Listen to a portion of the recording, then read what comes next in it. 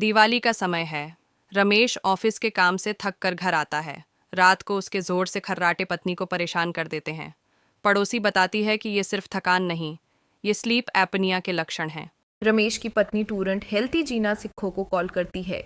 वहां से उन्हें प्रॉब्लम का सोल्यूशन मिलता है और रमेश के लिए एक टेस्ट कराने का सजेशन दिया जाता है।